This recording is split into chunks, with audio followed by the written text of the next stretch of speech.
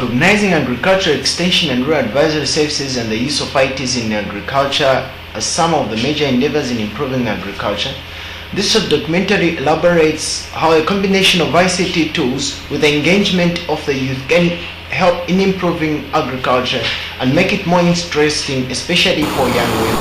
I am Wandila Simon, Kamkwate from Zambia, from areas of the Copper Belt. Indeed, improving agriculture productivity, profitability and sustainability in the developing world depends on the ability of the rural developing world in those countries to adopt change and innovate in their use of technologies and environmental resources.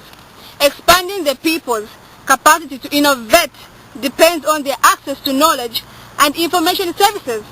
Rural extension and advisory services meet the immediate needs of farmers and other rural people as change in their production and livelihood system.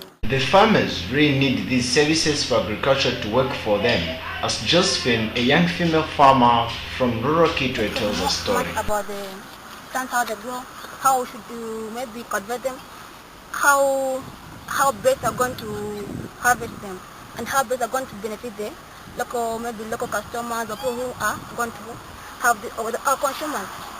People maybe can educate us about how I think everyone's going to enjoy farming. Everyone's going to maybe have interest in it, and they're going to have our product and everything. They're going to be much better because they don't have to maybe also appreciate to go to town, also things, and go to town to buy insecticide, to buy medicine, to buy everything for this plant. So everything is going to be accessed and very fast, easy. Communication very fast and very easy. Even our young farmers, everything, they're going to be that access to maybe to learn about these vegetables and later on to have maybe their farming, maybe business, also construction, to those things which are going to help them about agriculture, textiles, everything. But the question still remains, do these farmers have access to these services? No, I don't think so. For instance, our camp officer is just maybe the only visit once a year. And that's when maybe they are near to maybe the rain season.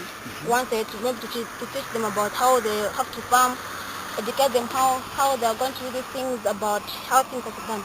But the more if they do maybe or twice or triple in a year, it'll be much better for them. Because as long as they're revising it, every time they come, those people are going to be aware of it, about using it and maybe practicing them. It is clear that with limited human resources from various departments tasked with providing these services, farmers find themselves in a desperate situation but remains helpless, hoping for a better solution, a solution that's going to boost their farming activities and make them to get the most out of it. Josephine elaborates her hope. You can't do anything that's interest. You have to have interest. Farming is much more like your own business. You have your own entrepreneurship. You make up your own money, your own boss. But only that you have to be educated about farming, how you're going to use those products. You also have to know which season to plant those products for the local markets, for the consumers, obtain at the right time. For them to have access to education, how to do this. With camp officers, cooperatives to come in for us to have much more information, to educate ourselves and others. Also have to have much preferred remove the food basket of agriculture to be highly and to depend on agriculture. It also needs the human effort. For example, in good techniques of practicing good techniques of farming, you may have to know how this product is going to help you, and you have to be educated, have to do everything. So everything for them to have good products, they have to be educated. Communication and everything. The Mobile Agricultural Extension and Rural Advisory Services kit measures is the solution. The measures kit consists of Bako SMS Hub, interactive voice response system, a multimedia content portal, which are all packed on a laptop for mobility sake. Farmers who feel owning the content provided in the measures kit will still be able to access it even by means of having it transferred onto their mobile phones. As they work in their farms every time, they'll be able to go through this information and make sure that they strengthen their knowledge base. This diagram elaborates the communication and collaboration which has to take place among the players in the major skit. The Youth Community Extension Volunteer is a major player in ensuring collaboration among all these players in the major skit is effective.